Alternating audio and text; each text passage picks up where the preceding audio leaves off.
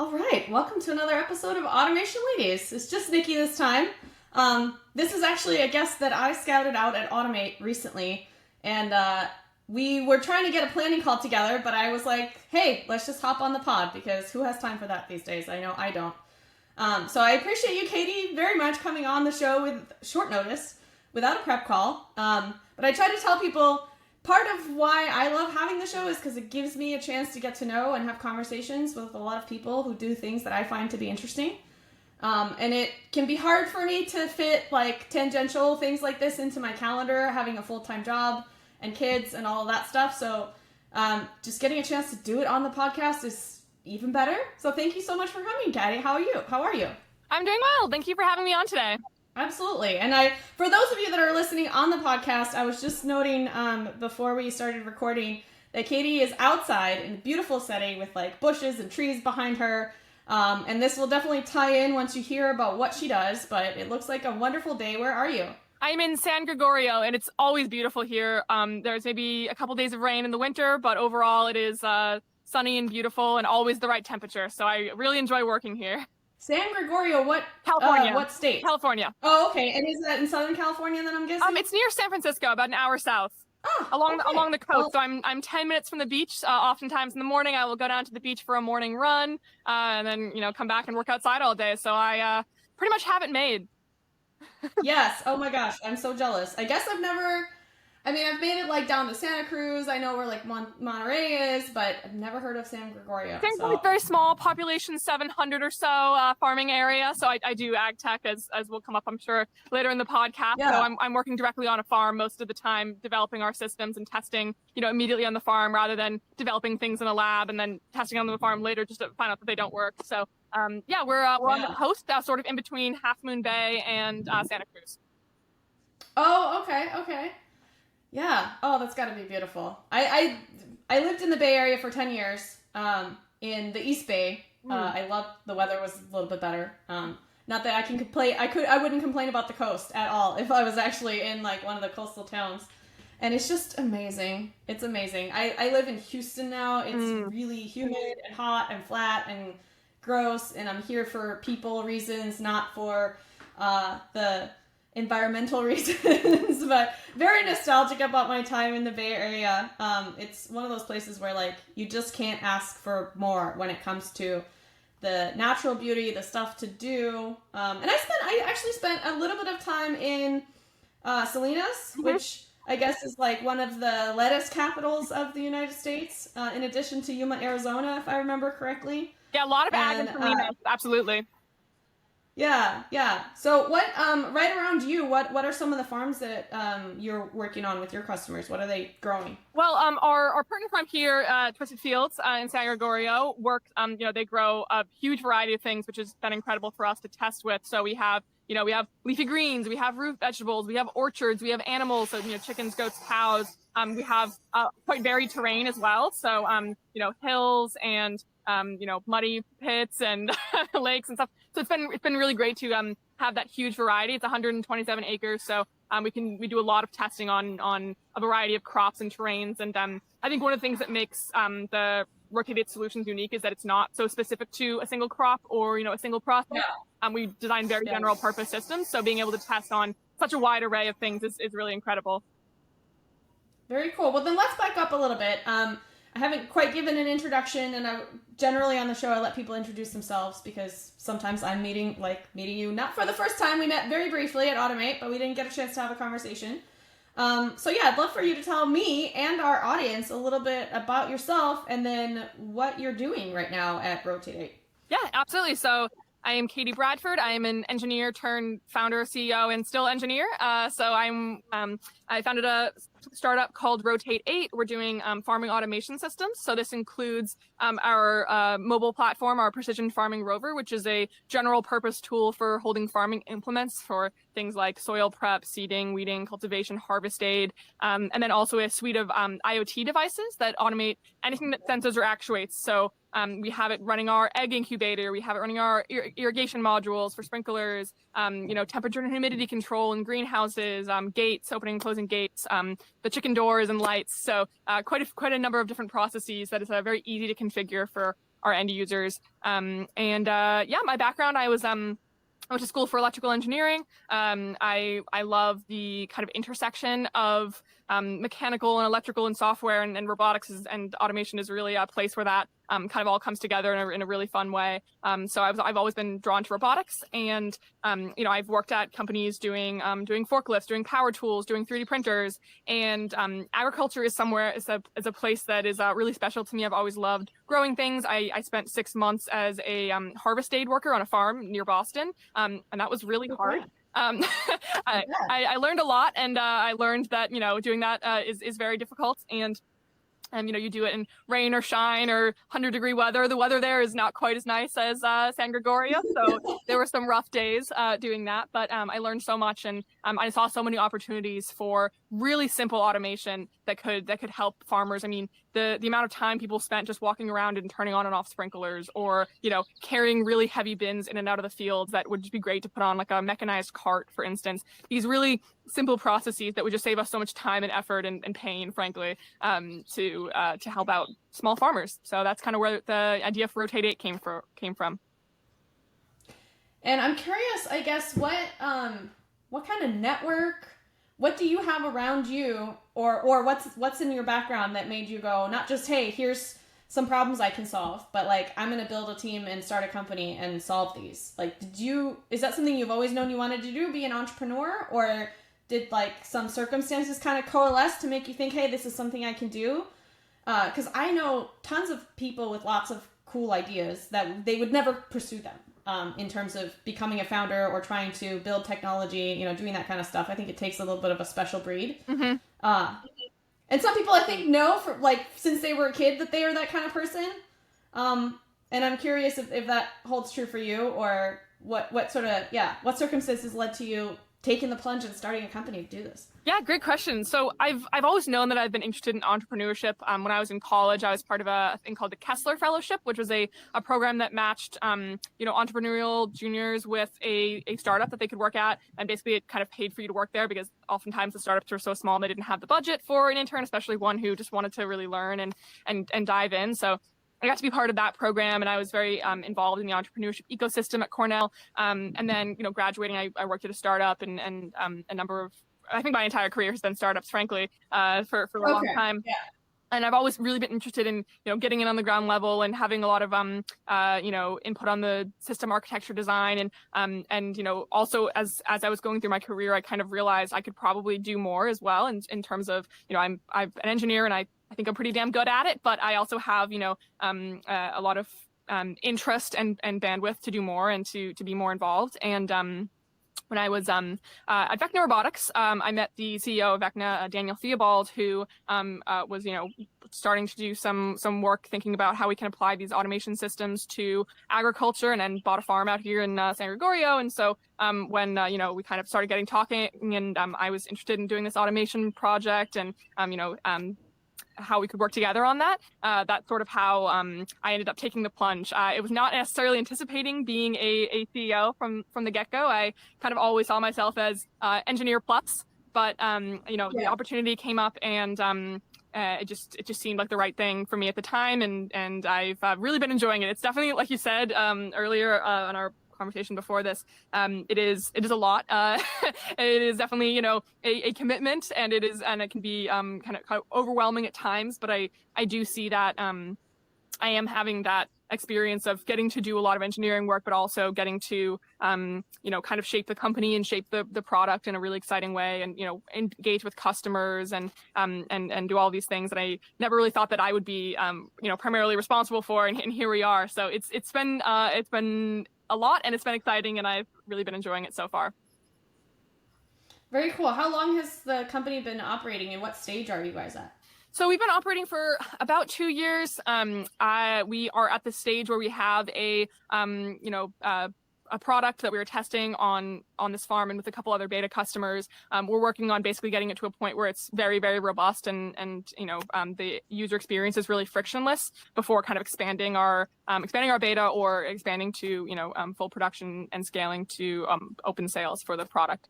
But yeah, we're like I mentioned earlier, we're doing a lot of testing right on the farm, so getting a lot of really good data. You build a module in the lab and then you bring it outside and it doesn't work maybe the way you think it would. It's a very unique environment for automation because you have, obviously you have, dirt and mud and hills and whatnot, but you also, as it turns out, have things like snails or a family of mice building a home in your electrical box for your product. So, things like that you might not realize if you're just working in a lab. Yeah, no, for sure. The edge cases just increase as the environment gets less controlled, and outdoor nature is pretty much like the least controllable type of environment that I can imagine. Also, yeah, I'm curious. So not to make this about myself, but that's kind of how these things work. My ADHD likes to relate my conversations with other people with experiences that I've had. So I used to work in machine vision, and I also was in the Bay Area for my first couple jobs, and I similarly took part in entrepreneurial stuff during college, but I went to business school, and so I took several entrepreneurial type classes, and I pitched a product, and I got told hey, you should go out and get funding for this, and luckily I was smart enough to be I don't know anything, and I probably shouldn't try to run a company without any work experience, although I did work at my dad's company for years when I was a kid. And I think that's what made me a really good early startup employee, because I've worked in small companies that are growing, that need lots of different things. But I digress. I had some customers that were working in the agricultural area back in the day, and this was probably about 15 years ago now.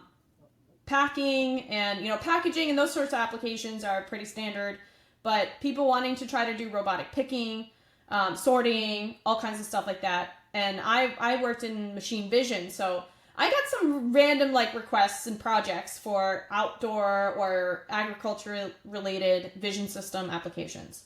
And at the time, I was not able to sell any of them. I either said no right off the bat because it was obvious. It was the technology I had to offer was not there yet to do what they wanted. Or we did some testing, but those edge cases always killed it. And testing in the lab is one thing, like you said, and then you take it out in the field, and then so much is variable when it comes to the lighting and this and that, and you just can't control those things outside. And as much as it seems like a great idea that you could have the vision system color grade the apple and then pick it, it never made it to a point where it was feasible at that time. What have you seen, I guess, in your time in this space? Is it that the technology has gotten better and we just now have the sensors and systems and the AI to decipher the information coming in from these systems to be able to handle these things better? Or is it just that we've had a longer time to figure out how the heck to handle it? I mean, I'm kind of answering my own question here. Obviously, tech has advanced in the last 15 years. But do you feel like it's still a huge challenge? Or it's more about now just putting the right things together and getting the use cases out there, and somebody didn't think of what you're doing before in the way that you've thought of it? Yeah, that's a great question. Like you said, technology has definitely developed in the last 15 years, and we have a lot better systems. And also, I will say a lot better, but also a lot cheaper. So, the same system that might be doing a really high quality camera analysis and the computing power required to do that is also gotten a lot cheaper. So it's more feasible for farmers. That's one thing I think when you switch over from things like manufacturing factories, et cetera, to ag, you have to be really sensitive of is margins in ag are much slimmer and overall budgets are smaller, especially depending on the scale that you're looking at. I think a lot of times engineers get really excited by really cool projects. I'm going to use AI and computing to, pick apples, or I'm going to, whatever. And those are really amazing. I think they're coming a long way and are going to make a big difference. But I also think there's such an opportunity, and this is kind of where Rotate8 is coming at it for more low cost and general purpose solutions. So instead of, if you can train a machine vision algorithm to, detect an apple that's ready to pick. And if you are purely an apple orchard and you have, the budget to do that, that is fantastic. And I think, again, there's a huge opportunity there. one thing that we're looking at is, I think something like 80% of farms are small polyculture farms, which are growing a number of crops, and they're doing a number of processes, and they don't have a budget for just their apples to be picked by a robot and use this, AI vision system. So one thing we're looking at is, okay, if we have this farm, like this farm here, that's growing, we're growing potatoes and carrots and kale and Swiss chard and berries and strawberries and asparagus and artichokes. And is it going to make sense both financially and technologically to have one system that does all of those things? Are you going to have a specialized tool for every one of those crops and every one of those processes for those crops? So planting those crops, prepping the bed for those crops, irrigating, harvesting is of course a big one, weeding, probably not for a lot of these farms that we're talking to. They don't have it doesn't make sense for them right now. So I think one thing we're doing is stepping back and saying, okay, a lot of these really interesting tools exist. Of course, machine vision is very exciting. AI is very exciting. Some of these, Ripper advancements are very exciting, but let's take a step back and do, bring automation that is already quite stable to farms, things that are going to work every single time for them, and automate processes that are, big pain points, and help with harvest aid. We can provide, a platform for mechanizing harvest aid, but maybe not necessarily picking every single one of those crops all at once for these polyculture farms, if that makes sense. Yeah, so more like semi-automation in a way, like automating parts of the process or steps of the process, but not trying to go full on out like mechanized of everything. And I will also say that one of the challenges that companies face when they're trying to build these even specialized tools, we've talked to people who are building, specialized seeders or weeders or harvest aids, think rippers for, robotic arms for gripping or, cultivating, so weeding between rows or in between crops even, is oftentimes they have to build the entire system. So they're not just building an AI camera system to detect this thing and then also, pick it or, weed it or what have you. They're also having to build the entire system to get that out into the field. So one thing that, again, Rotate8 is kind of providing is we have a platform that has been very well tested on a variety of soils and terrains and different types of crops. And it's very modular. We can quite easily change the base and change dimensions depending on what is required for a specific task. So if you're a company that's making a robot arm to pick apples, or you're making a seeder for a specific thing, or you're doing some kind of weeding solution, then we can work together and we can provide the base platform, so you don't have to do all of that development and all of the AI machine vision picking, etc. Yeah. Very cool. Okay, so yeah, kind of like a mix and match platform. Some of the solutions can be totally your own, and then others could be people that are coming up with like novel solutions for specific things. Yep. That seems like a very good idea. Thank you. I know with machine vision, when AI started to come into that space, lots of people came in and were like, hey, we can do machine vision or computer vision. And every time somebody mentions computer vision, I was like, yeah, I know that you probably don't know what to do now to procure the image that you're working on. Because when you say computer vision, I am going to assume that you've worked in a lab on lots of images and come up with something really cool, but like you were not the one making those images. And then the consistent capturing of the images that matter is a whole totally different skill. Mm-hmm. Not to say that you can't build a company that has both skill sets, but I think over the last 15 years, I saw quite a few of those kind of AI companies then going, oh, and now we have to worry about actually getting the images, right? And putting the hardware on the line, and then the lighting. Oh, that's a really big piece of it. So you're kind of solving maybe a foundational problem that can bring the entire industry ahead with options. Yes. That can empower other innovators as well. That's absolutely our hope. Yes. And we've already started working with a number of these companies who are, looking at our solution as the thing that can get their solution out into the fields instead of having to build their own system. Yeah. Okay. That is super cool. And our entire mechanical design is open source, and so it's very easy to integrate with. Can be manufactured, modified, or repaired really anywhere in the world, because we're using really simple processes to manufacture. That's kind of been our ethos in the beginning, is low cost, modular, and repairable. So it's really easy for, an innovator in another space to work with our designs, and we can work together to automate their solutions and get them actually rolling. That's really cool, and that's really not common in what I say our industry, like the traditional industrial automation and factory automation space. That is not common. To have any kind of open source anything, and people are less worried about barriers to entry than they are about keeping moats and keeping people like kind of locked into your ecosystem. But then again, I guess if your customer is typically like you looking at big manufacturers with big budgets, that's a totally different thing than looking at like a long tail of small farms that are not well capitalized. What was it that made you go after that market? I guess really your experience on that farm. But when you think it through, like, I guess if you wouldn't mind, walk me a little bit through your thought process behind, hey, I can fix these problems, or I have something to offer, right, to these farmers, and you've experienced some of these things working on the farm. How do you get to, like, because obviously doing a startup, you got to have a nice business plan, pitch deck, like how is your company going to make money? Was that ever a question of like, do we price high and keep our IP versus like opening it up? Like, is that the big commercial, I guess, kind of like debate that you got to have internally, or did you always have the site, like that's how you were going to do it, is go open source, try to proliferate this as much as possible? Well, that's a great question. Of course, the business plan was, part of the thinking from the beginning is, I want to help these people, and I think it's a really, worthwhile cause.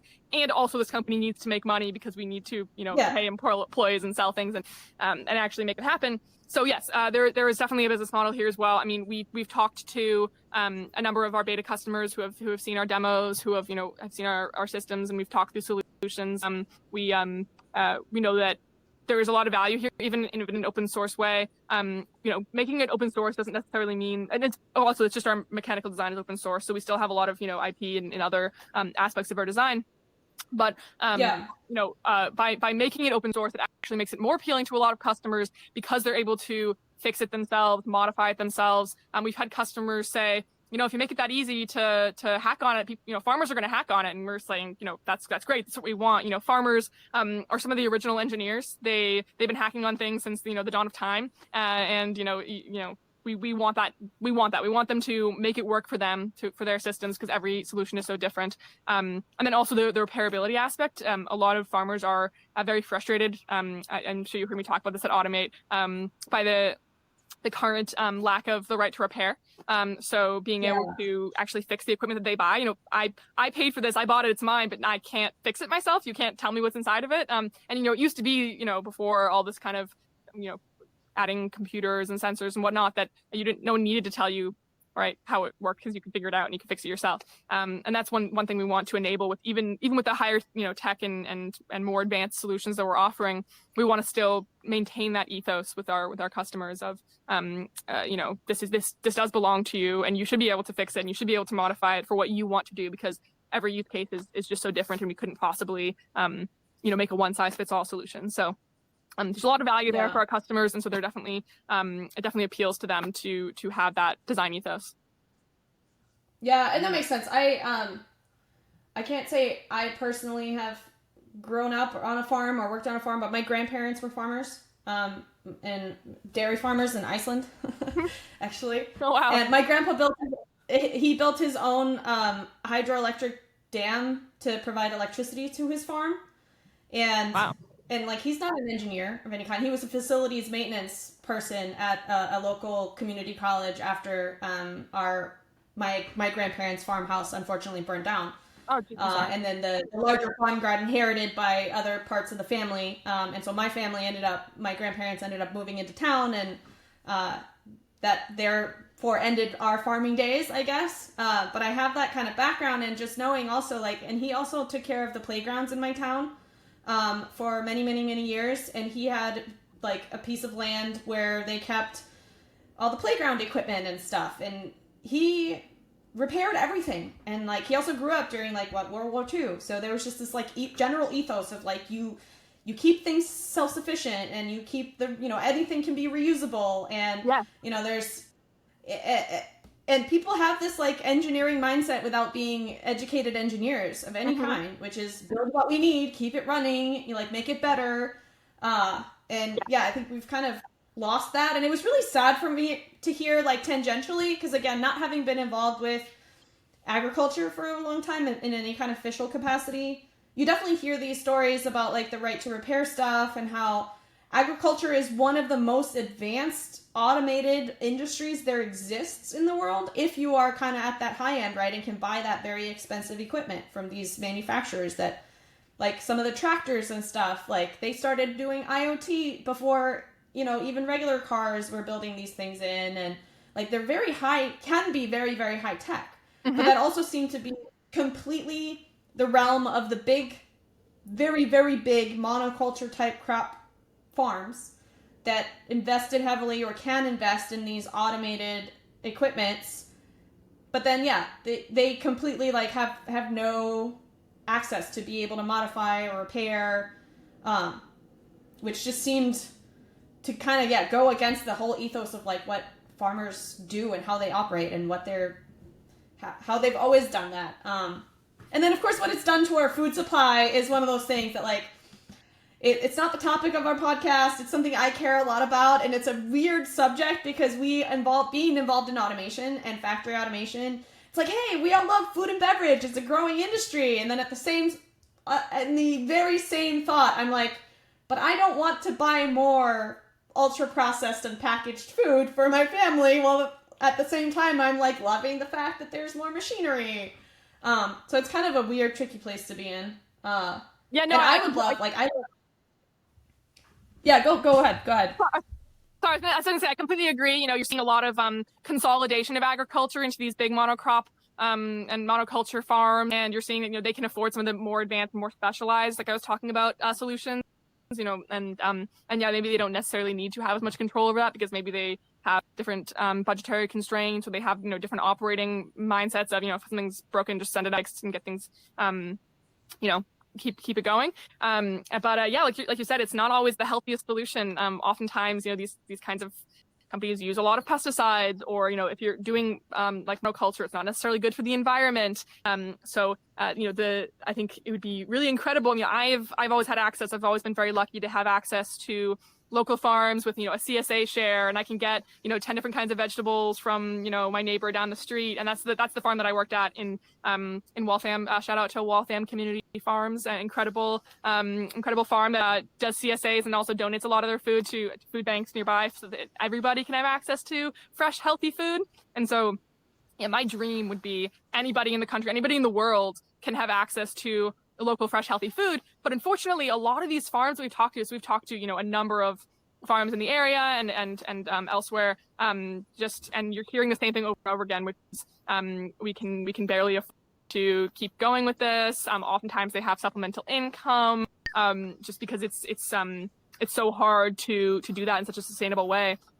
One of the biggest problems that they have is labor, paying people to harvest things, to, you know, to do all the steps of the process. It's not as sustainable as, you know, consolidating and doing these monoculture farms. So we're kind of at a crossroads here, and I think that where Rotate8 is coming in and saying, you know, we want to make it possible for these small farms to be sustainable and be profitable, and helping them, you know, become more efficient but still produce that healthy local food is so important. Yeah, I think there's probably a lot of people that listening to this from a personal standpoint would love to see that be the future, so that we can eat more of that food that actually also has like nutrients in it. Because like nowadays it's a big personal struggle, I think, for a lot of people to try to eat healthier, right? And then like you go to a big grocery store and you just pick, like you buy fruits and veggies, but they don't have the nutrients they used to have in them. So even if you're making like great personal choices, if the system isn't set up for the products that are available to you to actually like give you what you think you're getting from those choices, then what's the point? Like I was looking into something about beets. Like beets are supposed to be a really good source of nitric oxide, I think, which helps increase blood flow. Okay.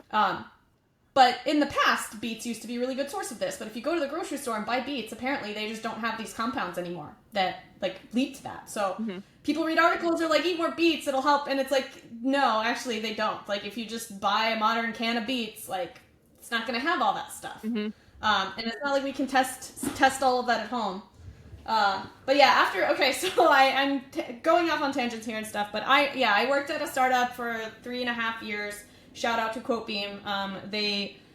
It was an amazing journey that I loved, being an early stage startup employee. But I also my health took a toll. It took a toll on my health because I was not good at managing my time. I was not good at managing my stress. I let my diet lapse and my exercise, all of my good routines.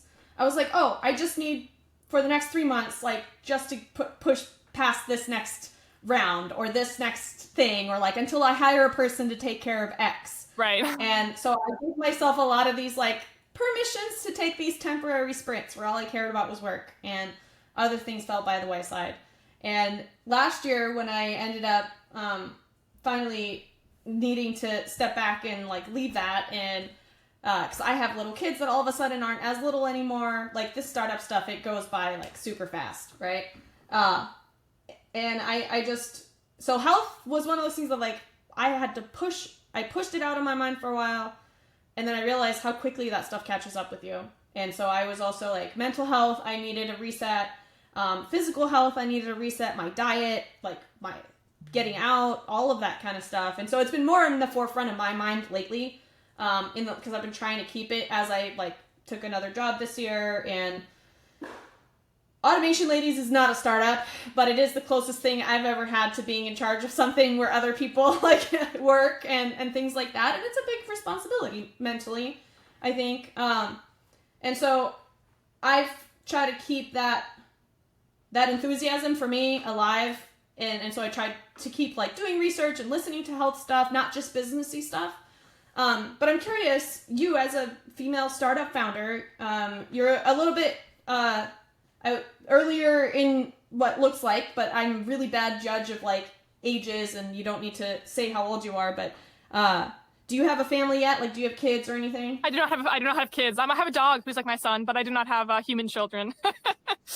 Okay, so it also helps. You have a little bit more extra time, or you don't realize you don't have it until after. But just think about before you had your dog, right? You had no one to take care of.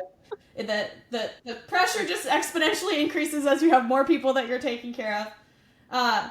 But is that something that you think about as a startup founder and as the CEO of a company? You kind of set the tone for that for your employees, what your your work kind of life and culture, company culture is. And I ask that also knowing, and just throw this out there, Daniel, who is your co-founder? Is that? He's an advisor and an investor. Yeah. Okay, yeah. I had a chat with him at the beginning of last month, May, because it's Mental Health Awareness Month. And so I know it's something that's pretty important to him. At Vecna, I think he said he started to have some of those conversations internally, and they struck a chord with a lot of his employees who didn't necessarily want to talk about it publicly, but they appreciated that it was being talked about.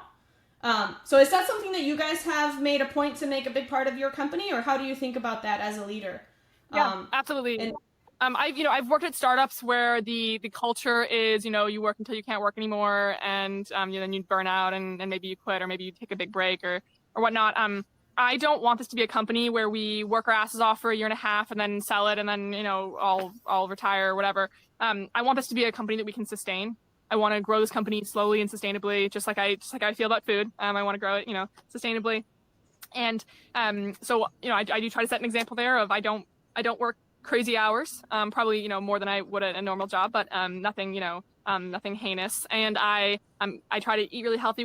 We're working right on a farm, and we're very fortunate that we actually get to eat a lot of the farm food. So we have very fresh, the freshest possible, healthiest food and imaginable. We actually have 1,000 chickens here, and so fresh eggs all the time, fresh vegetables and fruit. It's really special. It's really wonderful. And I guess prioritizing if my employees they need to work from home for a couple days, or they need to leave early, and never punishing that, never even trying to trying to make it very clear that that's okay, and that I'd rather those employees take care of themselves and show up every day as the best version of themselves, both because, obviously that's good for the business, but more importantly, because I care about them as people.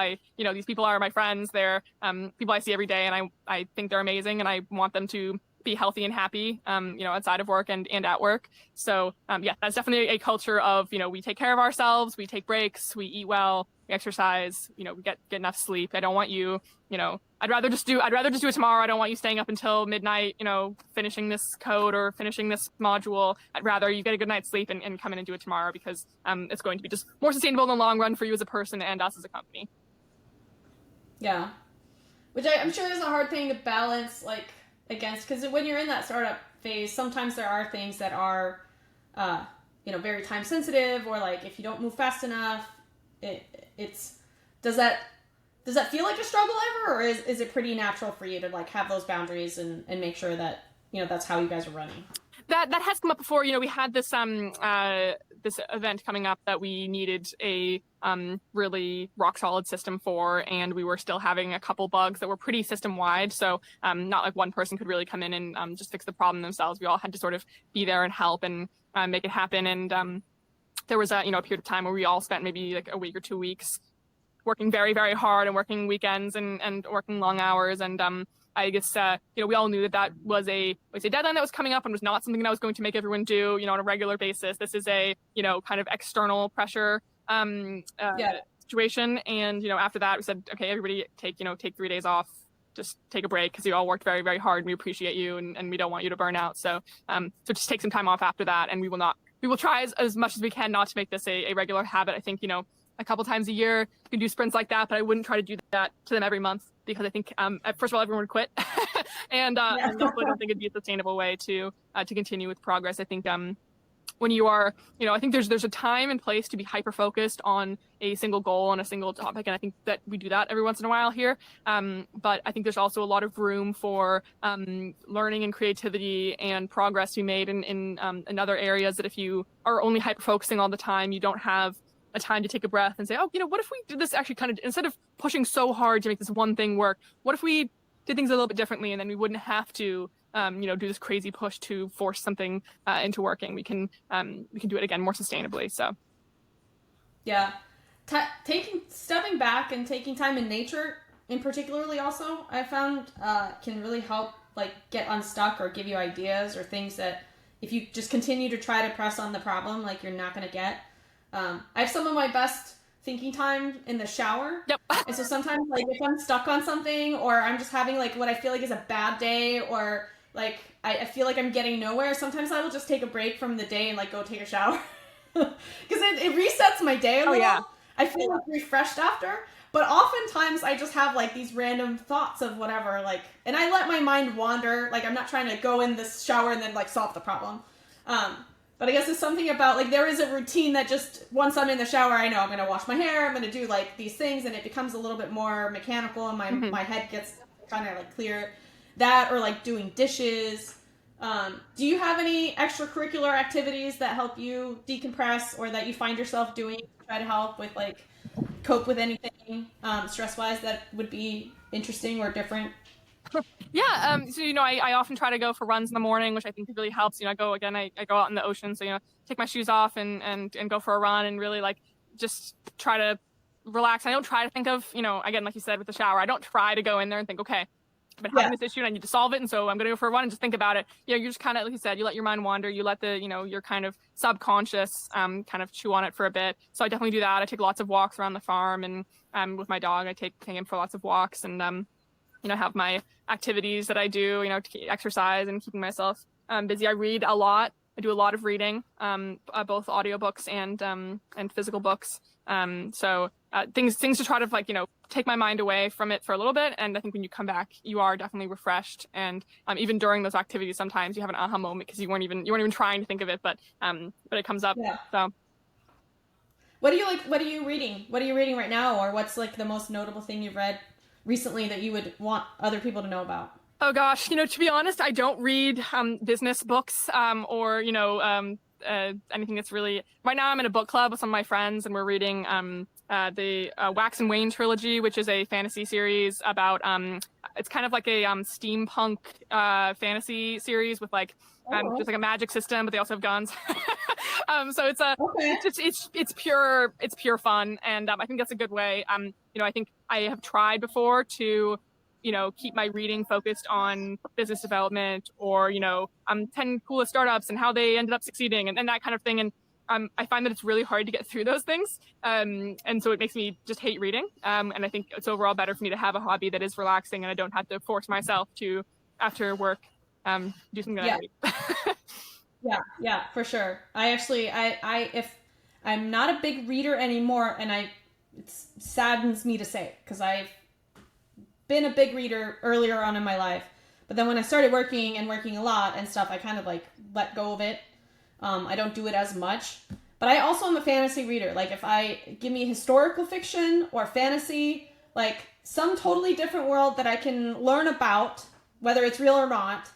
But like, yeah, I think the further away from real life, the better, because, and I'm not a huge fan, or like just nonfiction reading doesn't hold my interest as much as something like that.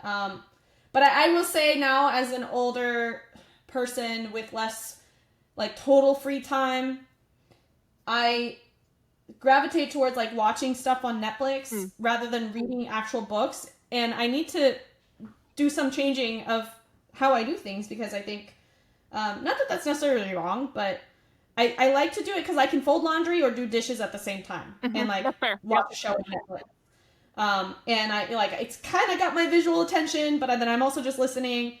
And it allows me to feel like I took a break mentally while at the same time I'm accomplishing something useful. And audiobooks now are big. And the reason I never got into audiobooks when I was younger is because I'm a fast talker and a fast reader. And like audiobooks are just way too slow for me. And I just immediately, like, I just get ahead and start thinking about something else. And then I realize I've been listening for 20 minutes and I have no idea what the narrator just said because I've been somewhere else totally in my head. But now you can speed up audiobooks. Yep. And so I thought that would be like now that's my magic bullet. Like I can get back into audiobooks. But the thing that trips me up is like people just sound so weird. Like when they're sped up, they sound garbled or like, and so I can get to like 1.4 maybe before I feel like I'm just listening to like an alien reading super fast. So I don't know. Do you listen at regular speeds when you listen to audiobooks, or are you speeding things up? No, I do. And I will say also, I am also a very fast talker. I've been trying not to do that on this podcast right now because I've been told it's hard to understand me. Especially, non-native English speakers always tell me that when they're like learning English, I'm like the final boss for learning English because I'm so hard to understand. So I try to slow it down for this. But I listen to audiobooks at normal speeds, and I also typically do other things, especially lately I've had to do a ton of soldering for work. I have to solder all these boards, take me hours, and that's a really nice time to listen to audiobooks. I need to sort of pay attention to what I'm doing enough that it's high quality, but I can still think and listen to audiobooks. So that and driving are both times when I can't really do anything else, so I might as well have an audiobook on, and maybe I don't need to catch every word because I will definitely, like you said, get very distracted, especially if I'm working, I'm thinking, how can I improve this? How can I, get through this? So, I listen to audiobooks at regular speed because I agree. It does sound kind of weird when you start to speed it up. Yeah. I met a gentleman up in Seattle earlier this year. He's the founder of a company called Groundlight AI. I believe I'm getting that right. And I apologize to my listeners and to him if doubt he's listening to this, but I don't remember his name at the moment. But he is definitely the fastest talker I've ever met. And one of the first things he said too when we met him, he's like, yeah, I talk really fast and it's a really big problem. And I listen to audiobooks at like 2 something speed. And so I've only gotten faster with my talking and and I was like, oh my, okay, I see. So that scares me a little because I've been told slow down many times. But everybody processes at different speeds. But then I've learned to read like facial cues better now. So sometimes when I'm talking and people like have a face, I'm like, oh, it's not because, okay, you process maybe a little bit slower than I do. But for a while I was thinking like sometimes it would happen and people really don't like me or don't understand what I'm saying. But you kind of learn to read those cues. And then I've also realized like sometimes I I'm not a native English speaker, actually. So I moved here from Iceland when I was in middle school, and I got made fun of for not speaking good English. I was also placed in lower level classes because they thought I wasn't very smart because I didn't speak very good English. And so I've always had this drive to prove them wrong and show them that I'm actually quite smart. And speaking very good English was kind of what my biggest checkbox for getting that across. And so I overshot it a bit, I think, and I developed like a very extensive vocabulary. And then in some circles, you're told like, oh, you're trying to sound too smart, like use regular words. But I guess it very much depends on too, like who is in your environment and who you're talking to. Yep. That's part of the reason why we have this podcast, because I can nerd out with people about industrial automation stuff that nobody else cares about. Nobody in my personal life would want to listen to me drone on about this or that machine or the control system or robot or whatever. Even though I don't know, I thought robots were more like popular culture cool than industrial automation. But then my husband tells me that people really don't care about robots that much either. They only care about the, like, if like Boston Dynamics robot does a backflip, everyone's really on board with that. But when it comes to, like day-to-day robotics, like an arm in a warehouse, or, even my like very cool, like Mars rover looking farm rover. Yeah. Most people are like, great. Don't need to hear more about that. Looks fun. Yeah. So how about farmers? Like, where do you find that their vocabulary and their willingness and interest in this technology, where does that land? Like, is it pretty much like, hey, show it to me solving my problem? Or do you find that they're actually interested in like the mechanics behind it? Or does that vary? I think interest and bandwidth to engage with it is a very different thing. A lot of farmers are super interested. They love the idea of it. It's really cool. When it comes down to it, like when it's their job, they need it to work. And they just want to, do a process that works for them. And I will say there are definitely notable exceptions. We have a number of people we're working with, beta customers, potential partners who are just super thrilled with the idea of automation and really excited by like how this is going to shape the future. And so there are notable exceptions, but for the most part, especially with these small farms that are frankly struggling to survive, they need, what's my ROI? Like, how fast can I get this up and running? Is it going to, cause more pain than it's worth? I just need it to work. And I get that. When you're, at work, even if you want to be really engaged, something you want to be really excited about, something you have a job to do and you have to make ends meet, with your business. So, I get it. Even if it's cool, it might not be cool enough to, spend that much time and mental energy on. Yeah, absolutely. For the business model, do farmers have to outright like buy this equipment? Are there renting or leasing options, or how does that look for them in terms of barrier to entry or being able to give something like this a try for a smaller farm? Yeah, that's a great question. So primarily our model is direct sales. We found that when we're talking to these people, they're really not thrilled with like having a monthly subscription or another like payment on the books. They want to just kind of buy. Oh, you're kidding! People don't want more monthly subscriptions. Yeah, believe it or not, everyone says, "Oh, you should do a robots as a service, like a monthly." I'm like, there's definitely services that you can do with that, add-ons or things that might be relevant. I understand that from a business perspective, monthly, recurring revenue is very valuable. So we've definitely explored options for that, and also some customers don't have the upfront cash to purchase a system like this. I will say it is very inexpensive. Our entire robotic system is $10,000, which is really not a lot when you look at what it's doing, and the ROI, because if you calculate like average labor cost, the ROI is a matter of like 3 or 4 months.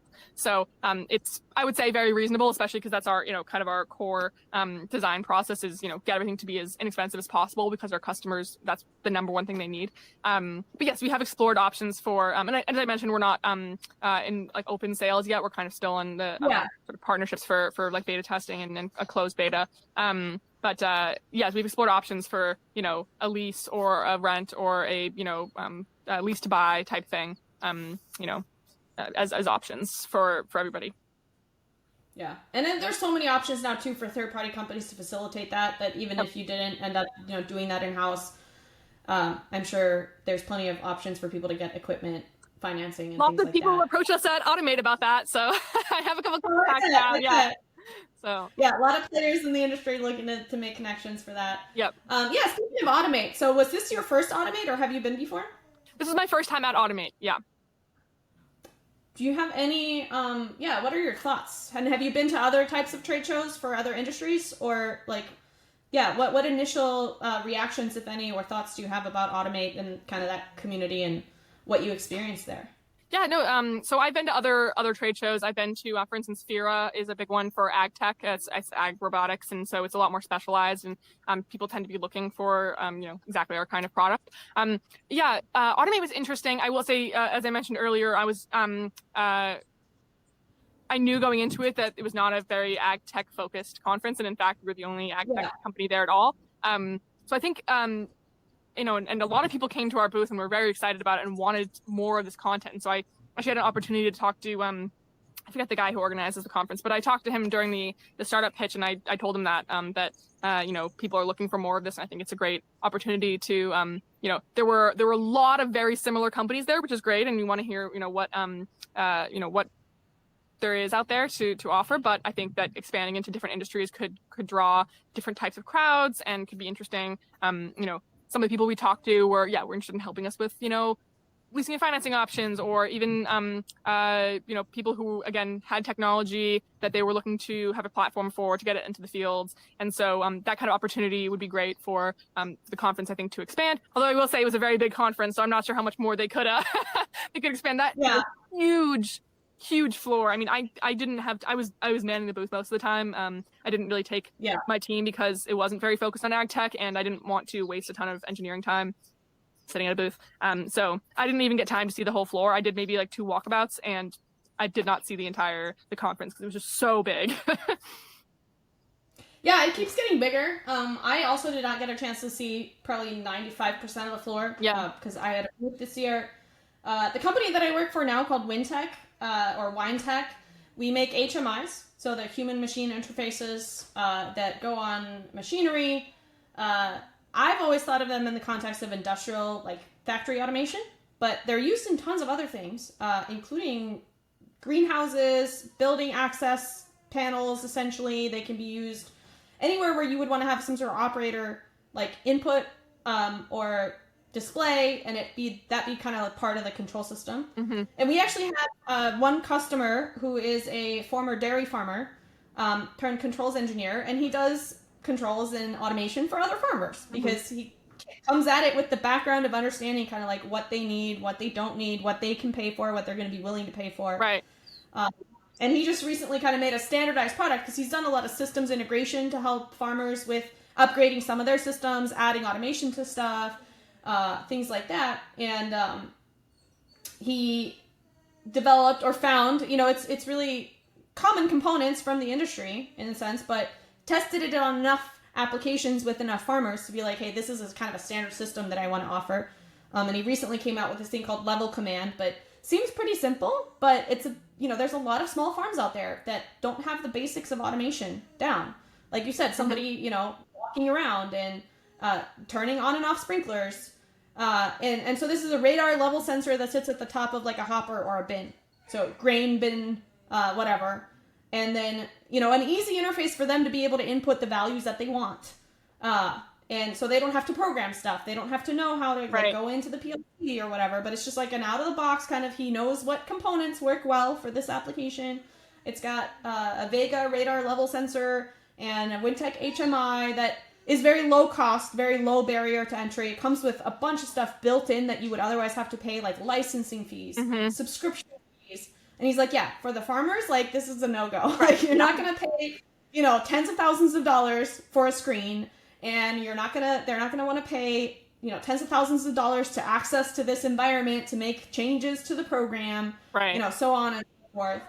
And it's not coming up with brand new products that don't exist, but it's coming up with something that is built for this particular kind of end user, which I think a farmer is a pretty specific, you have to understand their world to kind of know what really solving their use cases means. It's not just, okay, it can do A, but it can do A within X constraints with the type of time and expertise that these farmers are willing or able to put into these systems. Yep. And at a price point that they can actually afford that makes sense to them. That can actually afford. Yeah, exactly.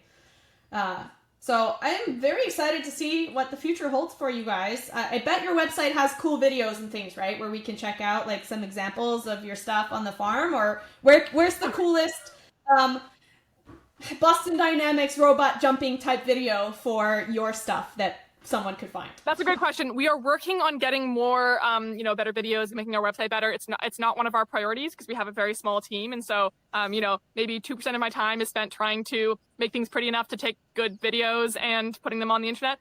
So we do have on LinkedIn is a really good place to see all of our content. We try to get it all in there. So have a couple of videos. We recently posted about at the farm we automated an incubation system, so we have a bunch of baby chicks coming out, which is very exciting, very cute, and also nice because it used to be we were kind of using a lot of these off-the-shelf systems, and there's this alarm that goes off if the temperature gets too low or certain parameters are met because the chickens will die. So it's important to have an alarm, but used to go off a lot, and so what happened is the farm just disconnected the system because it was just annoying and it wasn't worth it, and they were just buying chicks.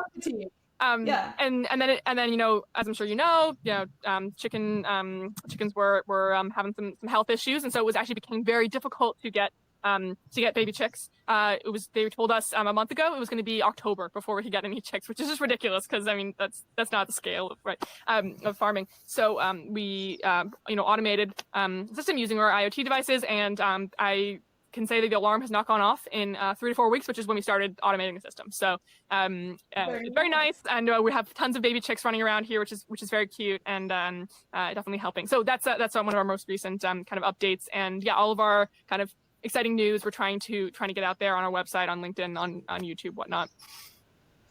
Okay, so with that plug, make sure to go follow Rotate8, and that's spelled like the word rotate and then the number 8. I'm sure your website, rotate8.com, and then LinkedIn, you can find you there, both Katie Bradford, your company. If you're familiar with Daniel Theobald, he's with Mass Robotics as well, kind of well connected in that world. You can probably find him and follow the company through there.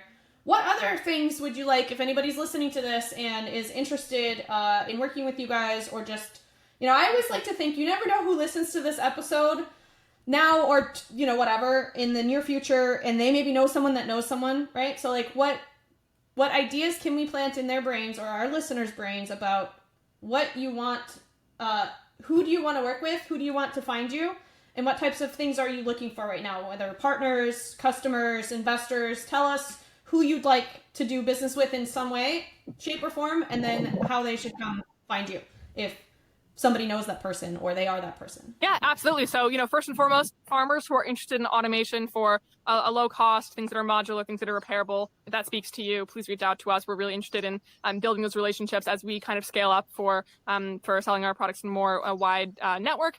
Also, other technology partners. So as I mentioned, we're working with a number of people who are, automating a certain process on a farm. Maybe they have an AI system for detecting weeds, or a mechanism for an implement for the farm, and they need to get that out into the field.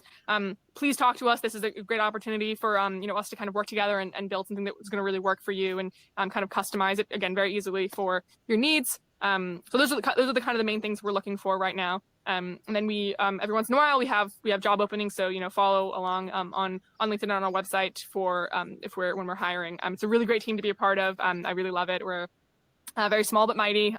Get a lot done, and it's we get to work with robots and get to work outside. So it's a pretty great. I think it's a pretty sweet deal. It's a pretty sweet combo, because I know also in like controls, there's controls can be inside or outside, or in plants, or they can be out, like we were just talking about this with some, we did an episode on ticks and tick-borne illnesses last week. And how does that have to do with automation? Well, I know a bunch of controls engineers that love to go hunting, so that's one thing. But two, like, there's actually controls out there in the side of ditches, in water treatment facilities. Like, there is a lot of controls work that can happen outside. Yep. And ticks are apparently way more dangerous than I thought, and they can get up in your clothes and give you all kinds of illnesses. Lyme disease is a big fear of mine. Yeah. Terrible. Yeah. Oh, I will also add, for people who should reach out to us, a number of students have reached out to us that want to do projects. If they're studying something in a lab and they want to do it in a more real environment, or work with our technology to develop those things, please reach out. We're always interested in hosting student projects. You can come here to our lab, or we can send you things and work together and collaborate on some really cool projects. So that's another person who should reach out to us. All right, great. We will also have links to some of the links that we mentioned in Katie's guest profile. And Katie, feel free to update us if there's any big, changes, links, things. We can always update those links associated with your profile on the automationladies.io page. And yeah, Vinny, if you're listening, sorry, I mentioned your level command. I mentioned what you do. I don't think I mentioned your name. So Vinny Endress with Bitmast Automation is our resident kind of in-network ag automation guy. So I'd love to connect you two as well. And you never know if some of the farms that he's working on because I don't think he does a lot of like field-based automation stuff. It's more in some of the facilities and things like that, but you never know. And then I'm going to give a quick pitch for OT Skatacon. It is our little community conference focused on lots of different areas within systems integration, automation, both process and discrete automation. And we do have a little section presented by Vinny, thank you, about agriculture automation. And it is by far one of the most popular sections of the conference because so many people just don't know about it and their eyes open super wide when just talking about like what is it that happens on farms and what are the types of automations that they use and can use and I think because we all eat food, we all have some relation to agriculture and how it works and we should care. And if we aren't learning about that, we probably should be. As much as we all love big factory automated food and beverages, that is not the majority of what we should be eating. So I would love to see, more sustainable farming practices, smaller operators be able to be profitable with the use of automation. I think that's one of the things that those of us that love automation for the reasons why we see positive potential changes in society due to automation. It's then important to put some of our focus into the companies and people that are actually trying to make that happen, including Katie. So thank you so much for being on the show. I really appreciate it. My weird style of just, hey, let's just go on and have a conversation. I really appreciate it when people are open to that. Yeah, absolutely. I'm happy to be here. And I look forward to following you guys, and I wish you a lot of success, and I hope to see you around at future shows. Yeah, thank you. I really appreciate it, and have a great one. You too. Bye.